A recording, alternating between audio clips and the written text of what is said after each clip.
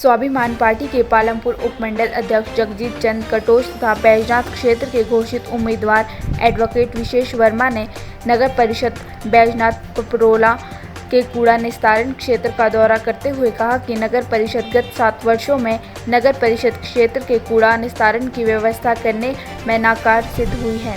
उन्होंने कहा कि ऐतिहासिक शिव मंदिर की पवित्र खीर गंगा तथा काली माता मंदिर के बीच सैकड़ों टन कूड़ा दिन रात जलाया जा रहा है, जिस कारण वायु प्रदूषण तथा जल प्रदूषण से इलाके की जनता बेहद परेशान है। स्वाभिमान पार्टी के नेताओं ने कहा कि हमें पता चला है कि नगर परिषद ने कूड़ा ढुलाई के लिए 62 कर्मचारी रखे हैं और उन पर 10 लाख रुपए मासिक जनता के खर्च हो रहे हैं, परंतु बदले में जनता को कूड़े का धुआं फांकना पड़ रहा है।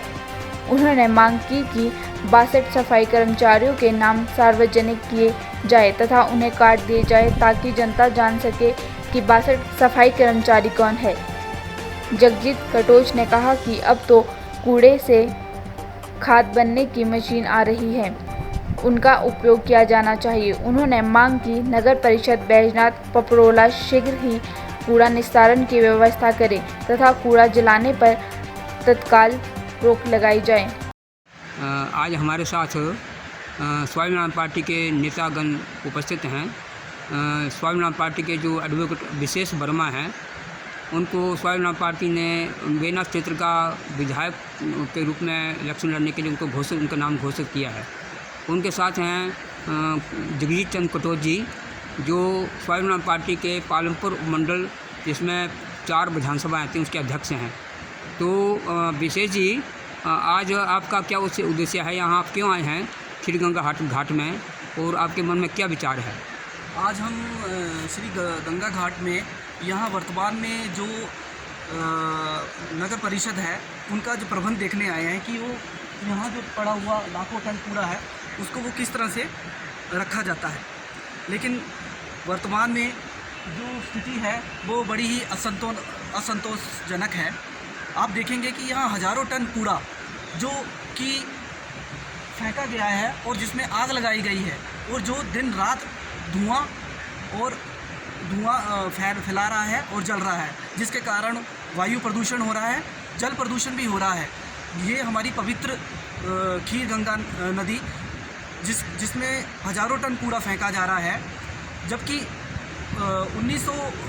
2015 में नगर परिषद का गठन किया गया था, जिसमें 62 कर्मचारी जो थे वो अभी भी कार्यरत है और जिनको 350 प्रति दिन दिया जाता है और महीने में इनका 10 लाख रुपया खर्चा आता है। लेकिन फिर भी इतना कुछ होने के बावजूद भी हमारी वर्तमान की जो सरकार है वो इसमें निष्फल साबित हुई है। अगर आप देखेंगे तो आप ये पाएंगे कि यहाँ हज़ारों टन जो कचरा है वो दिन रात जल रहा है और इसकी कोई उचित व्यवस्था नहीं की गई है। और मैं यही कहना चाहता हूँ कि और सरकार से भी यही निवेदन करना चाहता हूँ कि इसकी उचित व्यवस्था होनी चाहिए और इसे खीर गंगा पर ना फेंककर कहीं अन्य ऐसे स्थान पर इसको डिकम्पोज करना चाहिए जहाँ यह जल और वायु प्रदूषित ना हो सके। यही है कि हमारी सरकारें, हमारे निगम पार्षद या विधायक गैर जिम्मेवार लोग हैं जो कभी अपनी इच्छा शक्ति से सही ढंग से काम ही नहीं करना चाहते। इलेक्शन लड़ना है तब तो इनको भांत के प्रलोभन दे देंगे, लेकिन काम करने की बारी आएगी तो जनता के नाक में नकतेल डाल देंगे, लेकिन वो काम सही नहीं कर पाएंगे। वायु प्रदूषण रोकने के लिए दुनिया भर के आर्टिकल कई कुछ आता है। ये देखो वायु प्रदूषण क्या हो रहा है, कहाँ है इनकी जिम्मेवारी, कहाँ है इनकी इच्छा शक्ति। खाओ पियो लूटो ऐश करो, यही इनका प्रोग्राम होता है सबका। जनता जाए भाड़ में, इनको कोई किसी की चिंता नहीं है। एक बहुत अच्छा प्रोग्राम मैंने सुना था कि कुछ ऐसे प्लांट बना दिए हैं जिससे ये जो गंदा है मटेरियल, इससे खाद बनाई जाएगी और कई जगह पे हुआ भी है। जिसको करने का शौक़ था उन्होंने करके दिखाया भी है। फिर भी वहाँ से भी ये पिकअप नहीं करते हैं कि ये सोल्यूशन बहुत ही अच्छा है, प्लांट लगा के खाद बनेगी। खाद बिकेगी तो उससे इनकम भी हो जाएगी या खर्चा निकल जाएगा और ये जो भी प्रदूषण है वो बिल्कुल नहीं होगा। लेकिन कोई चिंता, कोई इच्छा शक्ति, कोई सोच इन लोगों की है ही नहीं। बस लूट घसूट और खाना पीना यही धंधा है इनका, इसलिए ये काम नहीं हो रहा है।